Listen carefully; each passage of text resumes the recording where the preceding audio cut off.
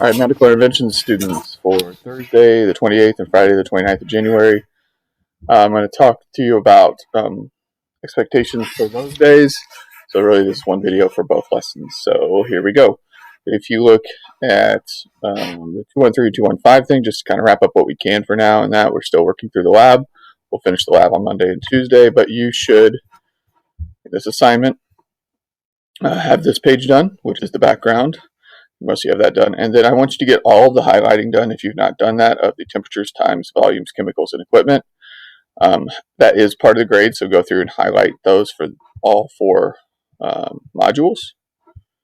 Okay, and so do the highlighting where that shows up. We're going to be doing module 3 next, which is pretty straightforward, just doing restriction enzymes. Then we will go, once we do the gel electrophoresis and analyze it, then we will look at that on Tuesday, because Monday we'll have to do the restriction enzyme. Tuesday we'll look at it, and then we'll analyze it from there and do the testing and see if you are a taster, non-taster, or a weak taster. And then yesterday I asked you to do this fetal and maternal health lesson. I said, so basically look for 8 facts throughout the reading in 215, basically in the part 1 of 215. If you need more facts, having trouble finding more info, you can definitely click on some of these links about ultrasound or prenatal screening, diagnostic testing with serum screening, and find plenty of facts there. It's just sort of an intro overview because we're going to do more of a detailed assignment on for really the next time I'm going to explain to you plus one on Monday. So we have some other things we're going to do in that lesson. And then I did say I'd give you a little bit extra credit if you come up with a question related to fetal and maternal health, like the health of the unborn baby or the health of the expecting mother, and ask a question about maybe complication or how the baby develops in a certain way at a certain time, and then look up the answer to that question and write down a source. You would get some extra credit for doing that. So that's kind of what you can do with that assignment. You definitely cannot do page 7 and 8, or the interpretation of the gels just yet, okay? Because we haven't made them. So that brings in a new assignment. So wrap that up first, and then the new assignment that I would like to have done Monday, like not when you come to class Monday, but you have Monday evening. Okay, so Monday evening to get this done is Judy Smith maternal visits. So in this PTC lab maternal health is probably, I'm going to push this due date back to probably Wednesday of next week because of the delay in getting it done. So that's going to be due later. Anyway, so Judy Smith maternal visits. If you click on that, you'll see a Google Doc, and when you click on the Google Doc, it comes up with this, and it is a series of visits for Judy Smith. Remember, Judy Smith is 38. And it starts at the 10th week of her pregnancy. Remember, pregnancies tend to last 39 weeks is usually the normal full term. And so this is early in the pregnancy, and usually, complications can happen in this like 10 to 20 week area is kind of the crucial area. So they usually start doing some testing around 10. At 8 weeks is when they do the initial ultrasound typically, and that's when they first detect the heartbeat to make sure that there is a heartbeat to make sure the baby's growing. It's a relatively normal pregnancy. Most people don't find out they're pregnant until like week 5 of it. So anyway, if you look into the patient history, you're going to read through here, and you need to be also in PLTW at the same time. So follow part 2. All right. You're going to work with Judy Smith to help her make decisions regarding screening and testing. So essentially, you're kind of working as her, physician in some ways, her obstetrician, which would be the person who's like the maternal health doctor, and you're going to use this diagnostic testing resource. So we haven't done this yet, but I feel like you have enough information here, and you can do some research with these links if you need to understand some of this stuff. So you might have to do a little bit more research.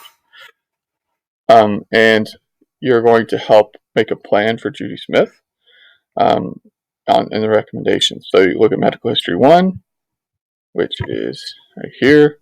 All right. So medical history 1. Let me get rid of this one. And you're going to read that and make recommendations of like what kind of testing should be done. Okay. And so what diagnostic tests would you give her? And so those are recommendations there based on her status that she was at. You may need to look at things like, is this blood pressure normal? Is this heart rate normal? And things like that. So that's why I'm not making this due until Monday evening, because you can have time to ask questions on Monday in class. Then obviously email me if you have questions too. Then keep going. Medical history 2, review the information, explain the test results to Judy. And so you have to do some research there. So once again, just follow the questions. And here's medical history 2. All right. Then medical history 3 has a karyotype. We've seen those before. Review the results, look at the karyotype analysis, analyze the karyotype. We've researched some others of those. And you're going to basically do your karyotype analysis. It says right here to do some research, describe what you don't necessarily need to do these tasks in step 14. So it's really just analyze. You kind of skip to step 14, analyze the karyotype of the fetus. And then medical histories 4, 5, and 6 are kind of all looped together. If you look at step 4, medical history 4. All right, 17 weeks, 2 days, and 2 days pregnant. All right, and you'll find information there, and then give recommendations from that point on. And there's some guiding kind of helpful things here. It says research steps you can take to ensure the health. Think about diet, exercise, vitamins, and lifestyle modifications. And then 18, the ultrasound video, which is up here. Okay, here's the 20-week ultrasound video. That's usually the one where people find out if they're going to find out the gender, boy or girl. That's where they tend to find that out. There's a still image in the section for visit 5. You don't need to actually make a response for this one. No response is required, but it does ask you to answer conclusion question 5 and 6 after reading this part. Okay. And so if you go to back here, conclusion of question 5 is down here at the end of this document. All right. And then conclusion question 6 relates to visit number 6, which is glucose tolerance testing, because in this case, the concern with pregnant women is gestational diabetes. And just it's basically diabetes caused by pregnancy. It's usually temporary, but due to the excess of fluid and larger amounts of glucose having to be taken in, it can lead to a form of pregnancy, diabetes. And so read through that and look at the glucose tolerance. There's a resource that helps you understand glucose tolerance testing. And so this is kind of a background on that. So if you read through there, that should hopefully tell you like what normal values are. And then you'll look at Judy Smith's values here and just basically make a analysis of, related to, does she have gestational diabetes, and what recommendations to make for in terms of like making sure that stays normal if it is normal. And yeah, that's pretty much it. So that's quite a bit to do. So, but I feel like if you spend 45 minutes to an hour on Thursday and 45 minutes to an hour on Friday, you should be able to get all of this done, and at least then you can ask questions when you come to class Monday. So that would be the goal.